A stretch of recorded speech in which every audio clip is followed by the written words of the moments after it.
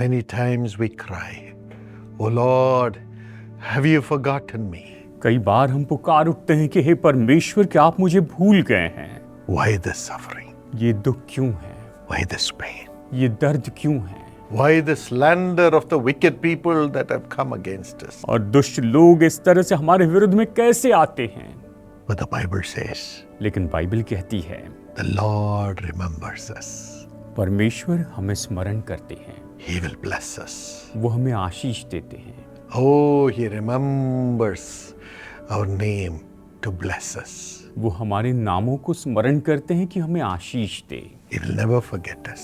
वो हमें कभी नहीं भूलेंगे। Psalm 115 and verse 12 says so. भजन संहिता 115 वचन 12 यही तो कहता है, Yes, as you have been purchased by the blood of Jesus to be His child. और जैसे कि आप यीशु मसीह के लहू के द्वारा खरीदे गए हैं कि आप उसकी संतान हो जाएं, He knows you by name. वो आपके नाम से आपको जानते हैं। Many times in a family I have seen the grandfather struggle with the names of his 10 grandchildren. और कई बार परिवार में ऐसा होता है कि जो दादा दादी या नाना नानी होते हैं, अपने नाती पोते के 10 नाती पोते के नाम को याद रखने में मुश्किल होती है। But God has billions of children. लेकिन परमेश्वर के तो लाखों करोड़ों संतान हैं, From generation to generation. पीढ़ियों से पीढ़ियों तक। But He knows everyone's name. लेकिन वो हर एक का नाम जानते हैं, Especially those who have surrendered to Him. खास करके वो लोग जो उसे समर्पित हो चुके हैं। He calls them by name. वो नाम लेकर उन्हें पुकारते हैं। He calls every star by name. वो हर एक तारे को नाम लेकर पुकारते हैं। And He says, I'm the God of Abraham, I'm the God of Isaac, I'm the God of Jacob from generation to generation. और वो कहते हैं कि मैं तो अब्राहम का परमेश्वर, इसहाक का परमेश्वर और याकूब का परमेश्वर हूँ, यानी पीढ़ी से पीढ़ी के परमेश्वर। God has not forgotten you. परमेश्वर आपको नहीं भूले हैं, He remembers you. वो आपको स्मरण करते हैं। Thank Him for it. उसके लिए आप उसे धन्यवाद दें And believe that He will bless you. और विश्वास कीजिए कि वो आपको आशीष देंगे। Firstly, Hezekiah says in Isaiah 38, 3 and 4. सबसे पहले हिजकिय्याह जो है यशायाह अध्याय 38 वचन 3 और 4 में ये कहता है, And the Lord says He will die in His sickness. और जब परमेश्वर ने कहा कि हिजकिय्याह तू तो अपनी बीमारी में मर जाएगा, He cries to God. वो परमेश्वर को पुकार उठता है, Remember, O Lord, how I walked before you faithfully.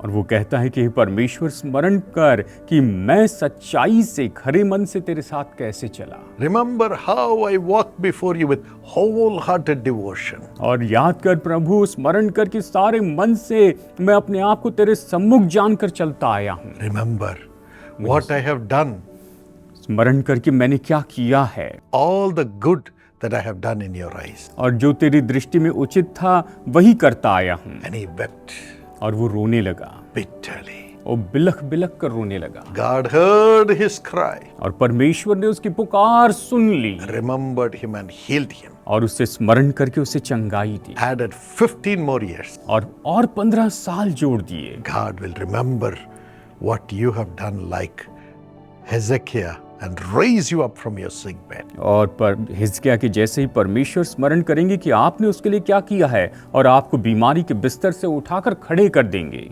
Secondly, Samson cries in Judges 16:28.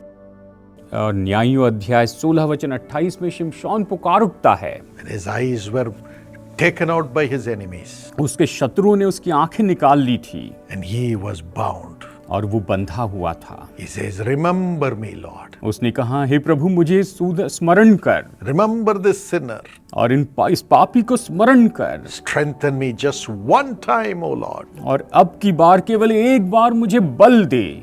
And God's strength came upon him again. और फिर से परमेश्वर का बल उसके ऊपर आ गया, And his enemies were destroyed. और उसके पूरे शत्रु नाश कर दिए गए। Thirdly, तीसरी बात, Nehemiah 5:19 and 18. नेहमिया 5:19 और 18 कहता है, When God sent him to build the wall of Jerusalem again, जब परमेश्वर ने उसे यरूशलेम की शहरपनाह को फिर से बनाने के लिए भेजा, as he went led by the Holy Spirit without hearing from God, but led by the Holy Spirit. हालांकि उसने परमेश्वर से सुना नहीं था, लेकिन पवित्र आत्मा की अगुवाई में होते हुए जब से वो आगे बढ़ा, enemies of God and enemies of Jerusalem were against him. और तब परमेश्वर के शत्रु और यरूशलेम के शत्रु उसके विरुद्ध में थे। They were plundering from God's people and God's possessions.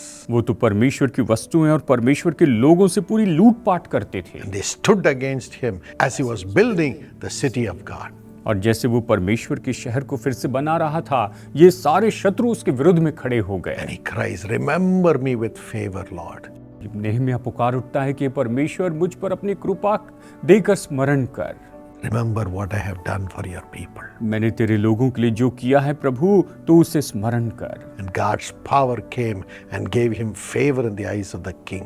परमेश्वर की सामर्थ आई और राजा की बड़ी कृपा दृष्टि उस पर हुई। And he overcame the wicked people and built the wall of Jerusalem. और उसने दुष्ट लोगों पर विजय पाई और उसने यरूशलेम की शहरपनाह को फिर से बनाया। And again Hannah cries. और फिर हन्ना ने पुकारा। She didn't have children. उसकी कोई संतान नहीं थी। She was made fun of. उसका मजाक उड़ाया जाता था। In 1 Samuel 1:11, पहला शमूएल 1:11 में हम देखते हैं, she says, "Remember me, Lord. और वो कहती है कि हे परमेश्वर मुझे स्मरण रख, Remember my misery. मेरे इस दयनीय बातों को स्मरण कर, Do not forget me. मुझे मत भूल, Give me a son. मुझे एक बेटा दे I will give him back to you for your service." और मैं तेरी सेवा के लिए उसे तुझे वापस दूंगी। God remembered her, परमेश्वर ने उसे स्मरण किया gave her a child, और उसे संतान दी prophet to the nation. और वो उस देश के लिए भविष्यवक्ता बन गया। Samuel, her son, built a nation. उसके बेटे शमूएल ने एक बड़ा देश बनाया। God will remember you and give you a child. परमेश्वर आपको स्मरण करके आपको संतान देंगे। God will remember you and heal you. परमेश्वर आपको स्मरण करके चंगाई देंगे। God will remember you and make you overcome all the enemies of the gospel and God and make you build God's kingdom.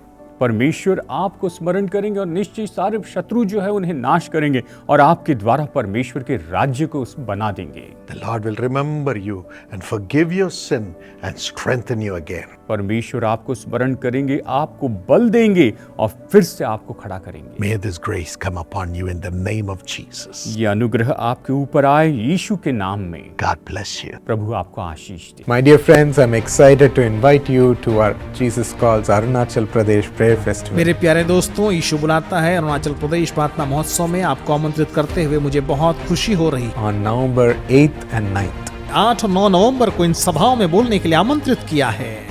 It's going to be at 3 p.m. each day. यह प्रतिदिन दोपहर 3 बजे से होगा। So please come and I know we'll richly be rewarded by God's blessings.